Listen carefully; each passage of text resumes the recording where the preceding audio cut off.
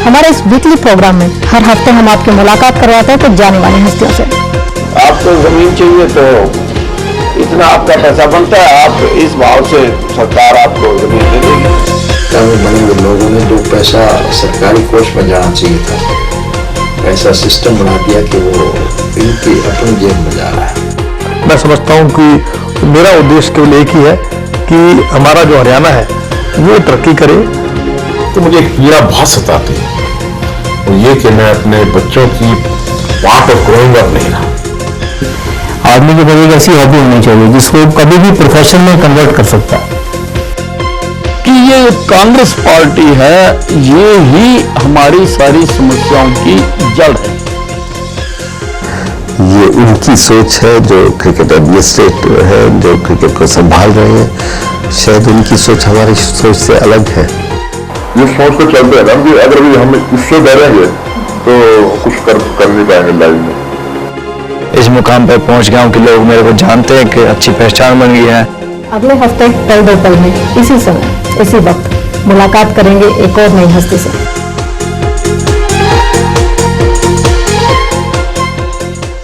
नमस्कार, रूबरू टुडे के वीकली शो पल दो पल में आपका स्वागत है। मैं हूं मंजू रागर। जैसा कि आप जानते हैं, पल दो पल में हर हफ्ते हम आपकी मुलाकात करवाते हैं किसी न किसी जाने मानी हस्ती से। हमारे आज के खास मेहमान नीना सिंह हैं, जो रोटरी क्लब की प्रेसिडेंट हैं। नीना जी, आपका हमारे शो में बहुत बहुत स्वागत है। शुक्रिया। नीना जी, सबसे पहले तो हम आपसे जानना चाहेंगे कि जो आप बैंकिंग फील्ड से आ गए SDFC को, जब आपने आप अपने करियर के पीक पे थी, उस टाइम में आपने वहां से क्विट करके और सोशल वर्क की तरफ आपने ज्वाइन किया, तो ये क्या सोच के किया? ये जो मूव था बैंकिंग से सोशल वर्क की तरफ, ये बहुत लोग मेरे से पूछते हैं, और हालांकि मुझे अब छोड़े भी 5 साल हो गए हैं, पर फिर भी लोग पूछते हैं। मैं ये सोचती हूँ कि जो वो काम था वो भी एक काम था, अच्छा काम था, बड़ा चैलेंजिंग था। 30 साल मैंने बैंकिंग करी, बैंकिंग करियर में रही। NGO के साथ कनेक्ट होके और सोसाइटी को क्या चाहिए, उस नजरिए को किस तरह से डेवलप करते हैं खुद की, ये जरूरत है और मुझे इस पर वर्कआउट करना चाहिए। मुझे यही हमेशा से लगता था कि अपने देश की तरक्की के लिए 2 चीज़ें बहुत मायने रखती हैं, एक शिक्षा और दूसरी हेल्थ, स्वास्थ्य। शिक्षा और स्वास्थ्य दोनों ही एरियाज ऐसे हैं जो जितनी भी इसमें काम हो सके और अच्छे लोग इसमें आ सके, उतना मैं सोचती हूँ देश के लिए बहुत अच्छा रहेगा और प्रगति होगी देश की। तो शिक्षा में भी जो हमारे बच्चे ऐसे परिवारों से हैं जहाँ वो इकोनॉमिकली इतने प्रिविलेज नहीं हैं कि वो स्कूल जा सकें, शुरुआत वहाँ से करें। जो कि बच्चे इकोनॉमिकली अंडर प्रिविलेज थे, मार्जिनलाइज्ड सोसाइटी के थे, स्लम के बच्चे थे और स्कूल में नहीं जाते थे, रेगुलर स्कूल्स में नहीं जाते थे, और उसके लिए जो गवर्नमेंट सर्व शिक्षा अभियान चला रही थी उसके साथ जुड़े हम शुरू में। और सर्व शिक्षा अभियान को हमने स्टडी किया, हमें लगा कि इसमें बहुत इम्प्रूवमेंट्स हो सकते हैं, क्वालिटी इंटरवेंशंस हो सकती हैं, तो वो हमने शुरू करी। बच्चों को किताबों से लेकर कंप्यूटर तक हमने वो सेंटर्स उड़ान के नाम से चलाए, और ऐसे 45 सेंटर हमने गवर्नमेंट के साथ बनाए, चंडीगढ़ एडमिनिस्ट्रेशन के साथ, जहाँ पर हमने उड़ान सेंटर्स करके वहाँ वॉलंटियर्स लगवाए, और हर चीज़ में उन बच्चों की ग्रोथ के लिए हेल्थ कैंप्स, डीवर्मिंग, और बच्चों की मेंटल ग्रोथ के लिए किताबें और ड्राइंग और वो सब चीज़ों में इनकरेजमेंट, स्पोर्ट्स में इनकरेजमेंट, ये सारी चीज़ें करते हुए हमने वो सेंटर्स, उनकी जागरूकता और क्यूरियोसिटी को बढ़ाने के लिए कंप्यूटर्स के through learning, making learning fun for them, और ये हमारा बहुत सब लोगों को अच्छा लगा ये हमारा कार्य। और फिर उन बच्चों को मेन स्ट्रीम करना, मेन स्ट्रीम स्कूलों में डालना, तो एक नीड थी बेसिक लिटरेसी की, वो हमने इन उड़ान सेंटर्स के थ्रू पूरी करी। और जो हेल्थ के लिए हमने किया, वो हमने देखा कि जो आंगनवाड़ी के बच्चे थे, 3 से 6 वर्ष के बच्चे जो आंगनवाड़ियों में आते हैं, आपको पता है गवर्नमेंट डे केयर सेंटर हैं, और इंडिया का ये ICDS स्कीम जो इंटीग्रेटेड चाइल्ड डेवलपमेंट स्कीम है, this is the biggest programme in the world, जो कि गवर्नमेंट इस पर इतना खर्च कर रही है, और पूरे भारत में ये ऐसे सेंटर्स चल रहे हैं। पर यहाँ भी मैं सोचती हूँ बहुत काम ऐसा किया जा सकता है जिससे कि इन सेंटर्स में बच्चों की जो मैल नरिशमेंट लेवल है वो इम्प्रूव हो, उसके लिए हमने कार्य शुरू किया। बच्चों को हमने उनकी मदर्स के लिए रेसिपी बुक्स बनाई, बड़ी सिंपल किताबें जिसमें कि पोषक व्यंजन बनाने के तरीके और बड़े कम दाम में वो बन सकें, वो हमने डिस्ट्रीब्यूट करवाई चंडीगढ़ में हमने। और उनकी जो आंगनबाड़ी वर्कर्स थी उनको मोटिवेट करने के लिए उनके लिए इंसेंटिव रखा कि अगर वो बच्चों की इम्प्रूवमेंट करेंगी वेट में और अपनी वेइंग मशीन्स लेके हम 3-3 महीने बाद बच्चों के वेट करें, तो पूरा हमने ऐसे साइंटिफिकली किया और उससे हमने देखा कि 5-6% मैल न्यूट्रिशन लेवल कम आया, रिजल्ट अच्छा। तो इस टाइम में नीना मैम, जैसे आप रोटरी के साथ कनेक्टेड हैं, बैंकिंग फील्ड आप छोड़ के आए हैं, देन आप सिटको के साथ भी एसोसिएटेड हैं, तो अभी कितने सारे प्रोजेक्ट के में अभी कंटिन्यूटी में है, मतलब एक ही टाइम में आप कितनी चीजें संभाले हुए हैं? सब ईश्वर कराता है, जो भी किसी से कुछ कराता है। पहले बैंक में थी तो बैंक का काम करती थी, अब बैंक में नहीं हूँ तो सोशल वर्क में जितना भी जहाँ भी कंट्रीब्यूट कर सकती हूँ उसकी कोशिश रहती है। और सोशल वर्क के साथ सोशल वेलफेयर डिपार्टमेंट के साथ भी मैं जुड़ी हुई हूँ। आपको बताया कि कुछ सोशल वेलफेयर जो हमें कार्य, क्योंकि ICDS भी उनके अंदर आता है, तो आंगनबाड़ियों के काम उनके साथ शुरू किए। उसके बाद उन्होंने मुझे ये कार्य सौंपा कि जो भी उनकी वेलफेयर सोशल वेलफेयर की इंस्टीट्यूशंस चल रही हैं, जैसे स्नेहालय और नारी निकेतन, जुवेनाइल होम, आश्रया, जहाँ पर डिसएडवांटेज लोग रहते हैं, बच्चे या लेडीज़ मेंटली चैलेंज्ड या जुवेनाइल्स, उनकी वहाँ पर विज़िट की जाए और जो भी हम इम्प्रूवमेंट सजेस्ट करते हैं वो बड़ी अच्छी तरह वो समझते हैं उस चीज़ को और उसको इम्प्रूव करते हैं और सजेशंस को मानते हैं। तो ये अच्छी बात है कि कुछ थोड़े बहुत इम्प्रूवमेंट्स हम कोशिश करके ला पा रहे हैं इन एरियाज़ में। सिटको के साथ तो मेरा काफ़ी पुराना रिश्ता है, क्योंकि मैं उनके बोर्ड ऑफ डायरेक्टर्स पे हूँ पिछले 5 साल से। और जहाँ जहाँ वो Chandigarh industrial tourism development corporation सोचती है कि मेरा कुछ कंट्रीब्यूशन हो सकता है, तो वो मैं ज़रूर करती हूँ, उनके स्टाफ रूल्स बनाने में या उनके रिक्रूटमेंट्स में या क्वालिटी इम्प्रूवमेंट्स में, जहाँ भी एज अ डायरेक्टर मैं इम्प्रूवमेंट अपने सजेशंस देती हूँ और उस बात को मद्देनज़र रखते हैं।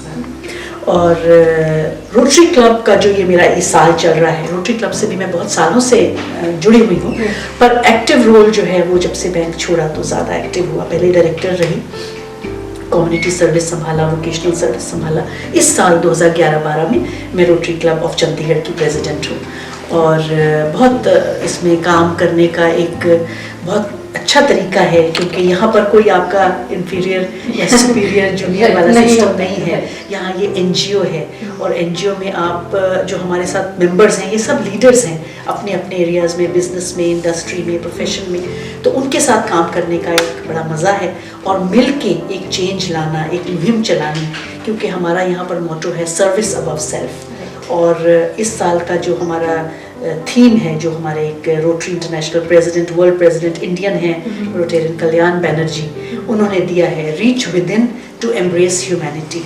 और हम सब रोटेरियंस यही कोशिश करते हैं कि हम अपने अंदर झांक के ह्यूमैनिटी को एम्ब्रेस करने के लिए सर्विस के थ्रू, प्रोजेक्ट्स के थ्रू हम ये काम कर सकें।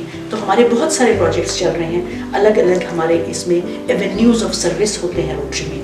नीना मैम, आप रोटरी के साथ एसोसिएटेड हैं जैसे, और बाकी भी कई जगह पे आप अपनी सर्विस दे रही हैं सोसाइटी को, तो हम जानना चाहेंगे कि जो रोटरी क्लब है ये इसका कॉन्स्टिट्यूशन एक तरह से क्या है और ये किस तरह से काम करता है? रोटरी क्लब आपने सुना भी होगा कि ये रोटरी इंटरनेशनल एक NGO है और इंटरनेशनली ये इस्टेब्लिश्ड है। तो हम यहाँ पर इसके अलग अलग चैप्टर्स होते हैं, जैसे कि यहाँ पर हमारा रोटरी क्लब ऑफ चंडीगढ़ है। अब चंडीगढ़ में ही 5 रोटरी क्लब्स हैं अलग अलग एरियाज़ के।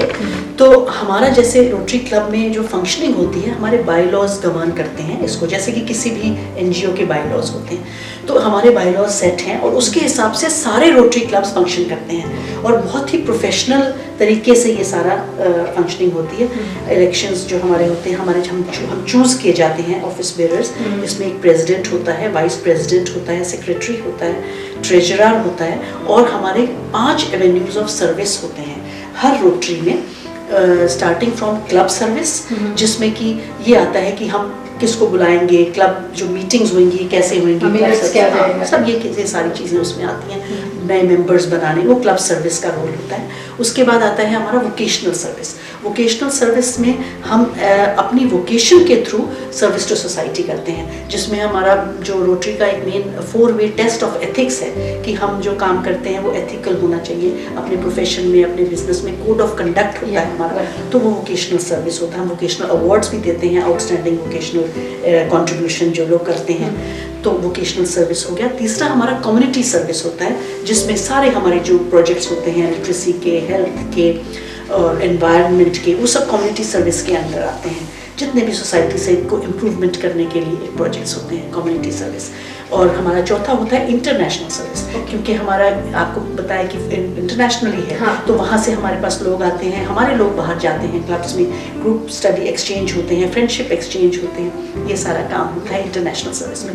पहले ये 4 ही हुआ करते थे, और एक हमारा जो न्यू जनरेशन सर्विस है वो हमारा अब बना है, 5th, क्योंकि पहले वो कम्युनिटी का पार्ट होता था, पर हमने देखा कि वो कम्युनिटी बहुत बड़ा हो गया था, हैंडल नहीं होता, और न्यू जनरेशन को हमें आगे लेके जाना है। ये फ्यूचर लीडर्स हैं, तो जिसमें आपको बताया इंटरैक्ट, रोटरैक्ट, ये सब लोग आ जाते हैं। स्कूल्स में जो काम करते हैं बच्चे, उनका वो इंटरैक्टर्स बन जाते हैं, उनका इंटरैक्ट क्लब बन जाता है। जो यंगस्टर्स हैं, कॉलेज गोइंग हैं, उनको हम रोटरैक्टर्स बनाते हैं, और we groom them as leaders. वो अपनी वॉलंटियर वर्क करते हैं सोसाइटी में अच्छे। हमारा रोटरी का जो मेन एक आपने अभी भी पढ़ा होगा कि पोलियो फ्री कर दिया है, तो उसमें रोटरी का बहुत बड़ा कंट्रीब्यूशन रहा है, और ये हमारा बहुत बड़ा प्रोग्राम रहा है पोलियो के लिए। तो ये सब हमारे एक रोटरी की फंक्शनिंग में आता है कि ये हम 5 एवेन्यूज़ के अंदर, ये जो हमारी सारी सर्विस है, we use our vocations for service, and that service which is beyond self, which is above self. So this is the credo of Rotary, and we follow the code of conduct, which is that we will be, whatever we think, say or do, it should be fair, it should be honest, it should be correct, and we should benefit society. Being a महिला होने के नाते कुछ अलग करने की उनकी जो एक मंशा है, उस पर पहुंचते हुए वो कहाँ तक पहुंची हैं और अभी उनके क्या करने के इरादे हैं। नीना जी, रोटरी क्लब के बारे में भी हमने बात की है कि इसकी फंक्शनिंग किस तरह से होती है, इसका वर्कआउट किस तरह से होता है। हमने हाल ही में सुना है कि कुछ आपका रोटरी क्लब जो है वो सर्जरी कंसर्न में भी कुछ बच्चों की उसमें इन्वॉल्वमेंट करता है, कुछ इंटरनेशनल लेवल पे वो लेके जाता है, तो वो प्रोजेक्ट क्या है? ये हमारा बहुत यूनिक प्रोजेक्ट है क्लब का, इसका नाम है प्रोजेक्ट हार्ट लाइन। इसमें हम जो बच्चों की हार्ट में होल होता है या कॉन्जेनाइटल कोई हार्ट डिजीज़ होती है, वॉल्व खराब होता है, तो ऐसे बच्चों की आइडेंटिफिकेशन की जाती है। हमारे रोटरी क्लब सारी दुनिया में हैं, और हम इंडिया में तो हैं ही, तो हमारे पास ऐसे बच्चे रेफ़र होते हैं, उनकी रिपोर्ट्स हम मंगाते हैं, और हमारा टाई अप है। हमारा पार्टनर हॉस्पिटल पहले PGI था, और अभी फोर्टिस हॉस्पिटल है, और अभी भी कभी कभी PGI में भी चले जाते हैं कुछ बच्चे।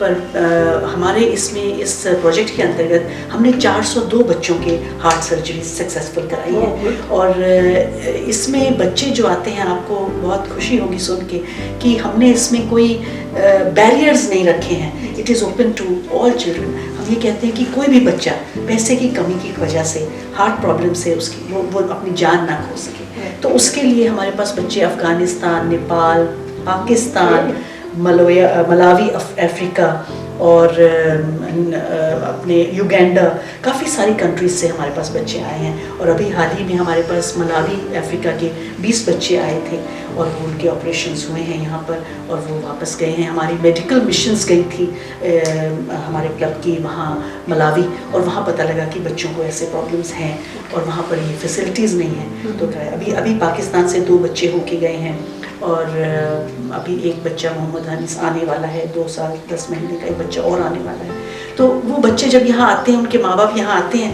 तो जब हम उनसे बात करते हैं तो उनको लगता है कि ये कोई फ़र्क ही नहीं है, और उनको तो लगता है ये उनके लिए जन्नत है, क्योंकि यहाँ पर बच्चे की ज़िंदगी मिल रही है।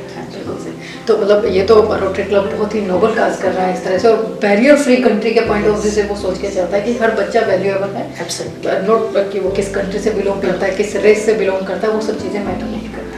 तो जैसे नीना मैम आपने बताया कि अभी बच्चों के लिए अगर वर्क कर रहा है रोटरी क्लब, तो क्या कहीं ना कहीं एक महिलाओं के लिए भी कुछ प्रोजेक्ट लेके आ रहा है कि उनको किस तरह से अवेयर कर रहा है, क्या प्रोजेक्ट? ये हमारा बहुत बड़ा फोकस एरिया है, क्योंकि महिलाओं की लिटरेसी बहुत ज़्यादा ज़रूरी है उनकी एम्पावरमेंट के लिए। जब तक वो लिटरेट नहीं होंगी, तब तक वो एम्पावर्ड भी नहीं होंगी। और यही सोच से हमने यहाँ की जो सबसे बड़ी चंडीगढ़ की स्लम कॉलोनी है, कॉलोनी नंबर 5 आपने सुना होगा, हाँ, तो वहाँ पर हमारा ये प्रोजेक्ट रोशनी सेंटर के नाम से चल रहा है, जहाँ पर हम औरतों को बेसिक लिटरेसी या शिक्षा दे रहे हैं। 3 से 5 बजे तक वहाँ पर शाम को रोज़ एक टीचर इन लेडीज़ को पढ़ाती है, और अब तक 200 औरतें पढ़ चुकी हैं जो कि अब अखबार पढ़ सकती हैं। और अब हमने इसकी सक्सेस को देखते हुए रोशनी सेंटर की हमने 2 और रोशनी सेंटर खोले हैं, एक धनास में और एक न्यू जनता कॉलोनी में। तो ये हम सोचते हैं कि ये जो चीज़ है, और वो औरतों का जब हम उत्साह देखते हैं पढ़ने के लिए,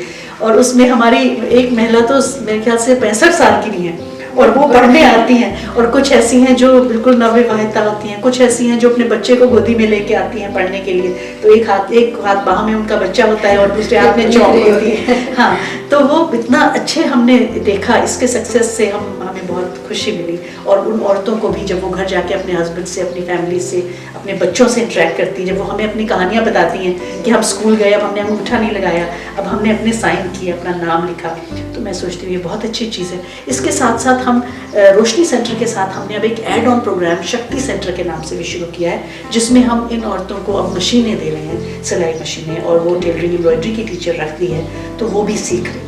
मीना मैम, जैसे रोशनी प्रोजेक्ट के थ्रू आप महिलाओं के लिए काफ़ी वर्क कर रही हैं, उससे पहले आप बच्चों के लिए भी वर्क करते रहे हैं कि डॉक्टर से हेल्थ कंसल्ट और उनका ओपन हार्ट सर्जरी, आप many more things is there.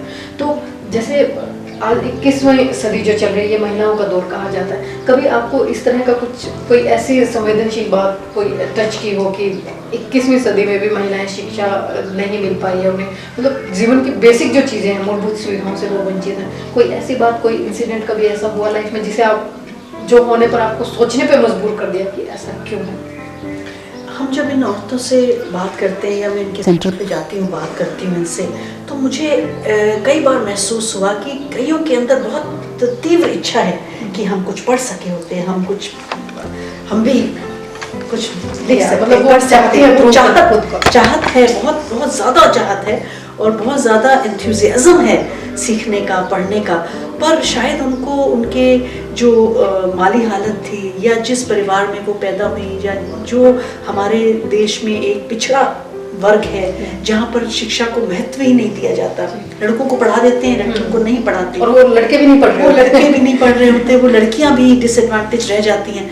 तो बस उनका ये एम होता है माँ बाप का कि लड़की की को घर का काम आया और शादी कर दी, और तो वो यही बताती हैं कि काश हम भी स्कूल गए होते, हम भी पढ़े होते, हम पढ़े नहीं। पर आज कहते हैं हमें इतना अच्छा लगता है, और मैं आपको कहूँ कि आप ज़रूर जाके देखिए कि वो जब शाम को आती हैं तो कैसे तैयार होके आती हैं। उनको लगता है कि ये चूड़ियाँ पहन के और अच्छी साड़ी सर पे कवर करके, रंग बिरंगे कपड़े पहन के जब वो आती हैं, एक उनका एक ये सोशल क्लब की तरह बन गया है कि वो आपस में एक दूसरे से शेयर करती हैं, डिस्कस करती हैं चीज़ें, और उनकी कॉन्फिडेंस अपने में बहुत बढ़ गया है। तो जब हम उनसे पूछते हैं कि आप घर जाके जब अपने बच्चों से और हस्बैंड से बात करते हो ये वर्ड्स, वो हमें क्या अब आजकल हमें कहती हैं आप हमें इंग्लिश सिखाइए क्या। मैं कई बार लैपटॉप ले जाती हूँ और लैपटॉप से उनको पढ़ाने की कोशिश करती हूँ, तो बहुत खुश होती हूँ। उन्हें मतलब उन्हें भी वक्त के साथ चलने में मजा आता है, वो चाहती है कि उन्हें आगे कदम बढ़ाने का मौका मिले।